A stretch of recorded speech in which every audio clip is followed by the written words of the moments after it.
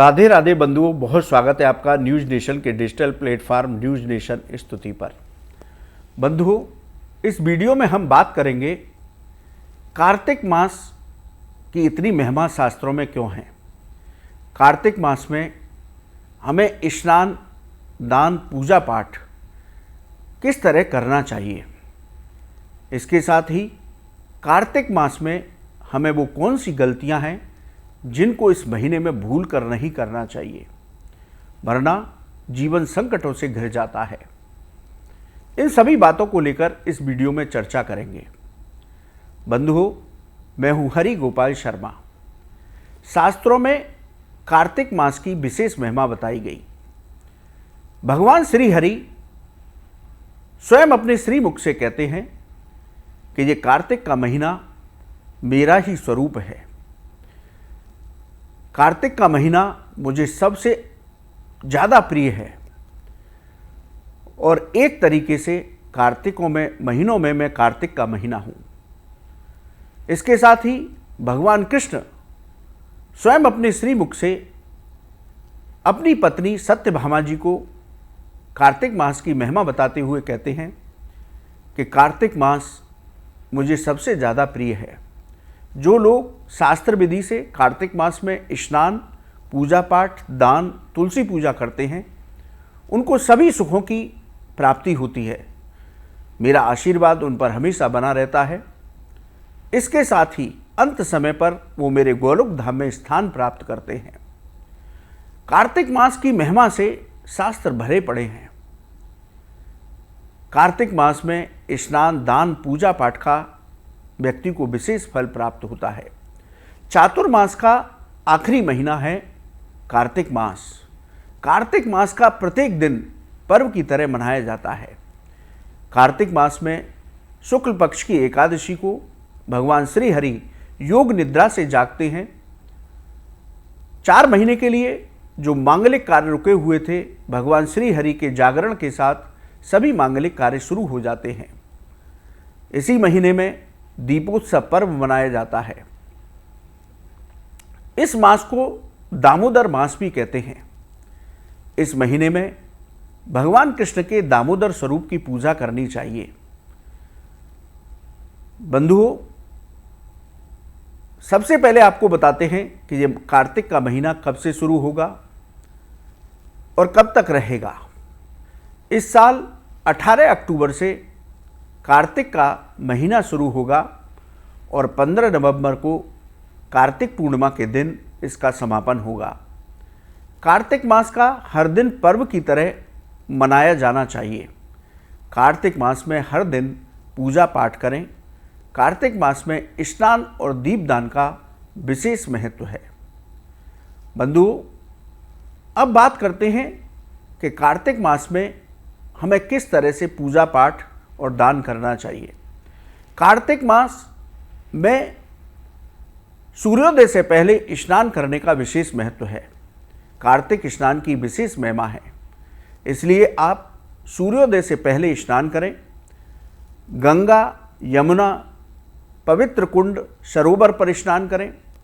यदि यहाँ संभव न हो पाए तो अपने घर पर ही सूर्योदय से पहले स्नान करना चाहिए। स्नान करने के बाद आप तुलसी जी की पूजा करें। तुलसी जी के समक्ष घी का दीपक जलाएं। तुलसी जी के पास बैठ करके भगवान नारायण, भगवान कृष्ण के मंत्रों का जप करें।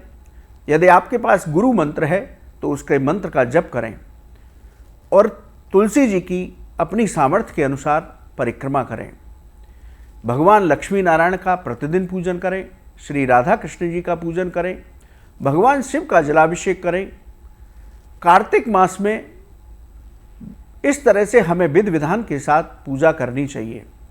इसके साथ ही शाम के समय तुलसी जी की पूजा पुनः करनी चाहिए। तुलसी जी के समक्ष दीपदान करें। कुंड, सरोवर या पवित्र वृक्षों के नीचे दीपदान करें। कार्तिक मास में एक वक्त भोजन करके रह सकते हैं तो एक वक्त भोजन करें। कार्तिक मास में किसी अपनी प्रिय एक वस्तु का त्याग अवश्य करें। संभव हो सके तो कार्तिक मास में धरती पर सोने का प्रयास करें।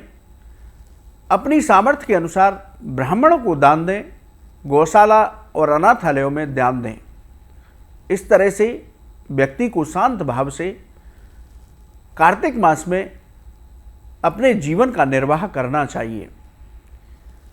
कार्तिक मास की महिमा बताते हुए पहले ही मैंने बताया कि जो लोग कार्तिक मास में जिस मनोकामना को लेकर के उपासना करते हैं उनकी वो मनोकामना अवश्य पूरी होती है, ये शास्त्रों में दिया गया है। भगवत कृपा से उनके जीवन के सभी संकट समाप्त होते हैं, उनको भगवान के धाम में स्थान प्राप्त होता है। अब बंधुओं, बात करते हैं कि कार्तिक मास में हमें भूल करके क्या नहीं करना चाहिए। बंधुओं, कार्तिक मास परम कल्याणकारी मास है। इस मास में शांत मन से भगवत चिंतन करते हुए पूरा महीना व्यतीत करना चाहिए। कार्तिक मास में शरीर पर तेल नहीं लगाना चाहिए। केवल नरक चतुर्दशी, जो दीपोत्सव धनतेरस के बाद आती है, जिसको रूप चतुर्दशी भी कहते हैं, उस दिन आप तिल के तेल का प्रयोग कर सकते हैं। उस तिथि के अलावा कार्तिक मास में शरीर में तेल नहीं लगाना चाहिए। कार्तिक मास में तामसिक भोजन नहीं करना चाहिए, मांस मदिरा का सेवन नहीं करना चाहिए। कार्तिक मास में क्रोध करने से बचना चाहिए। इसके साथ ही किसी से ईर्ष्या, चुगली और विवाद नहीं करना चाहिए। घर में भी विवाद और कलेश की स्थिति से बचना चाहिए। कार्तिक मास का प्रतिदिन पर्व की तरह है, इसलिए घर में भी सभी लोगों के बीच आनंद रहना चाहिए। कार्तिक मास में व्यक्ति को ब्रह्मचर्य का पालन करना चाहिए।